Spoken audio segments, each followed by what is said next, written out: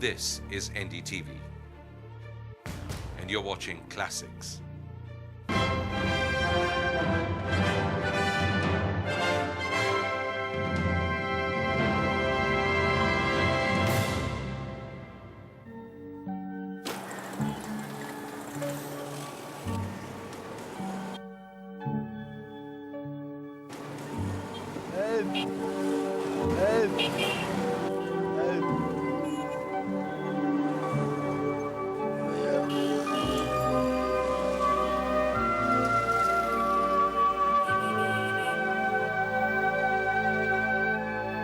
Dinesh Gupta is a person who is spastic, and that means, to describe him best, it would be a wonderful mind in a disobedient body. He thinks beautifully, he thinks big, he thinks of others, he's very considerate, but his body doesn't respond to his own needs.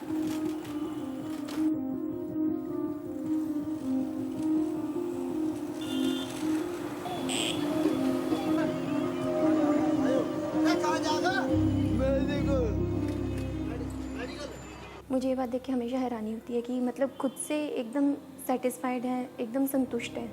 इनको कभी भी ऐसा नहीं होता कि मैं ऐसा हूँ तो दूसरे ऐसे क्यों नहीं है।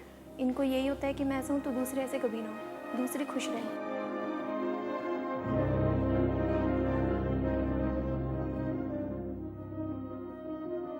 Hello and welcome to Reality Bites. Next week, the 3rd of December, is World Disability Day. A reason to pause, take a break from Afghanistan and take a hard look at the bitter reality that defines the life of at least 70 million people in India. Perhaps no country treats its disabled as callously as India does. On this episode, join us on one young man's trek up the mountains of prejudice and ignorance.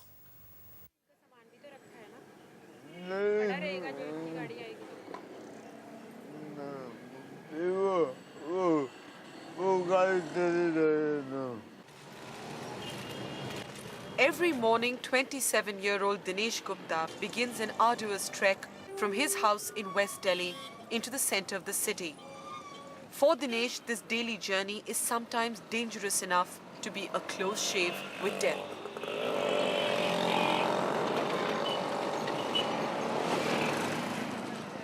Traffic rolls down these crowded streets, buses whiz past, and nobody stops for anyone. But we can barely keep pace with Dinesh. He's that quick on the road. Then he hits the divider in the center of the road and has to stop.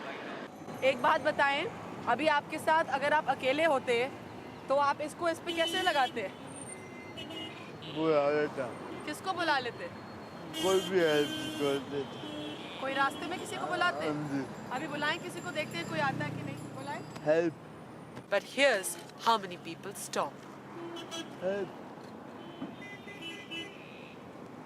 Help. Help.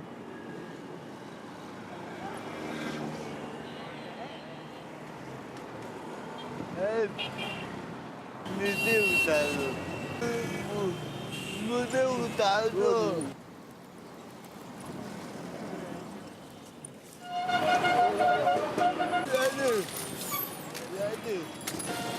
And then there's the wait for the bus. Amidst aggressive crowds and bus conductors who look no further than the next ticket sold, Dinesh tries to flag down a blue line.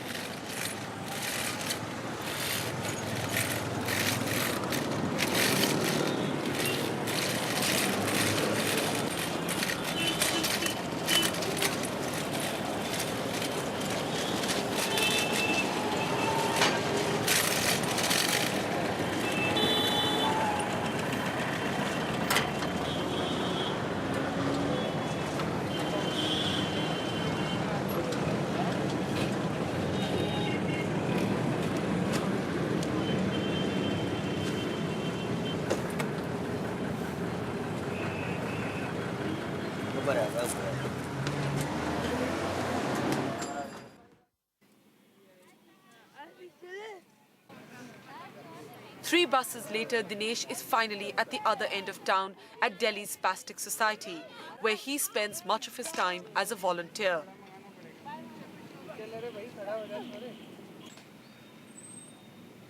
The Spastic Society is fighting its own bizarre battle when we reach. This shiny, bright CNG bus has been newly bought by Delhi's Transport Corporation.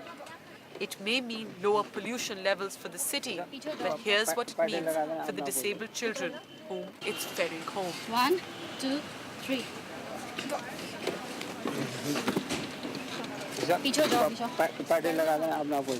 As Dinesh looks on, his friends have to be heaped up and physically carried up the sharp grey steps.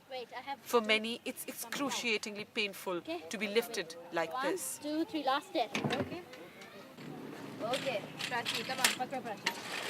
Very good. Boom job. And here's the irony. The Spastic Society owns 8 especially designed buses which are accessible for the disabled.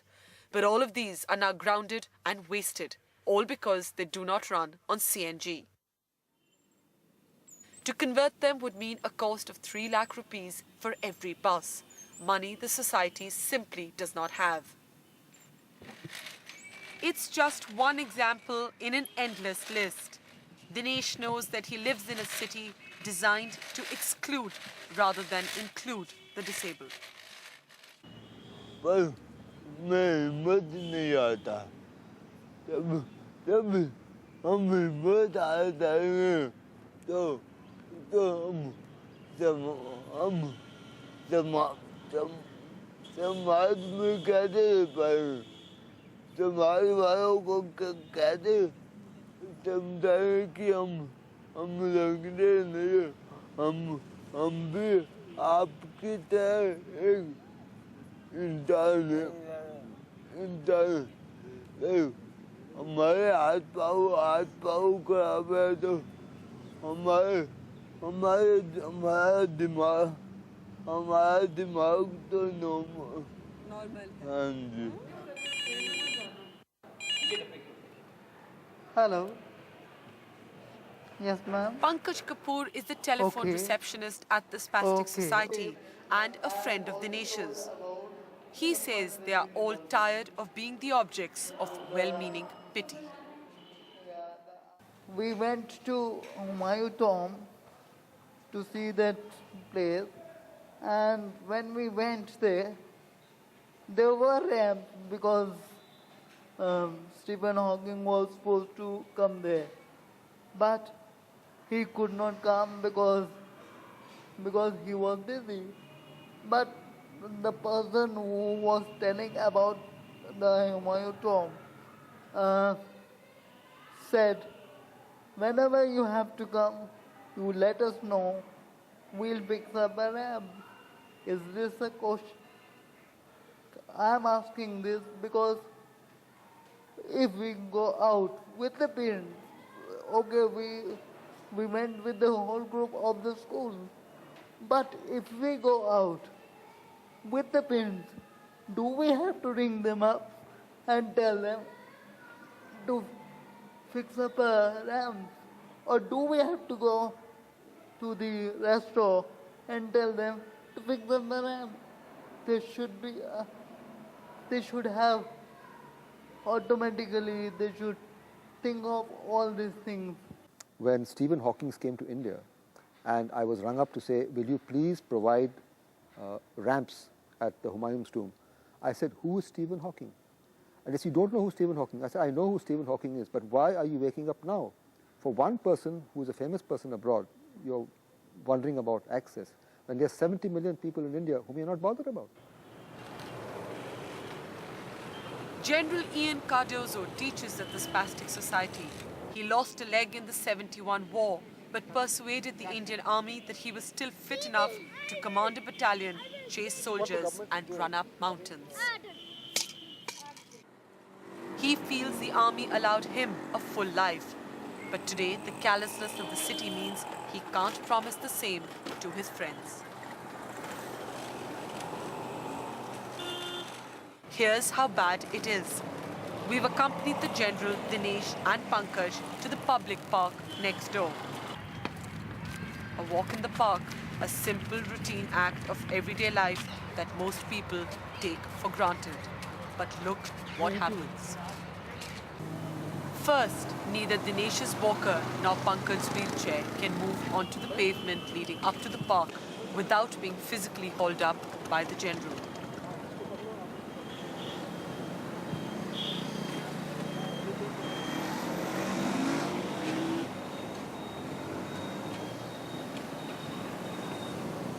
Then, the gate of the park isn't wide enough for either Pankaj's wheelchair or Dinesh's walker. And angry and disappointed, they must turn right back.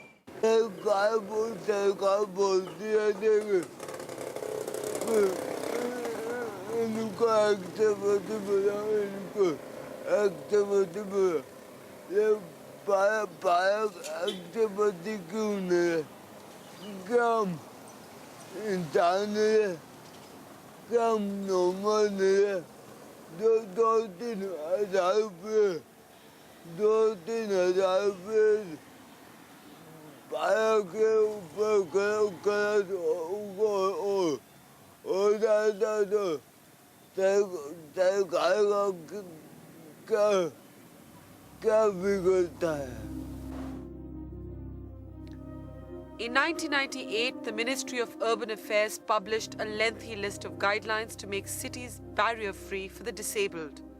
All road crossings were meant to have either pedestrian bridges or connecting ramps. Public parks were meant to have entranceways wide enough for wheelchair users. That's a minimum width of 900 millimeters. Auditoriums and cinema halls were all to build ramps. Public telephone booths were to be redesigned so that the telephone could be reached by someone sitting in a wheelchair. And bus stops and taxi stands were to build separate waiting areas for the disabled so they didn't get trampled upon by the jostling crowds. 3 years later, not a single recommendation has been implemented.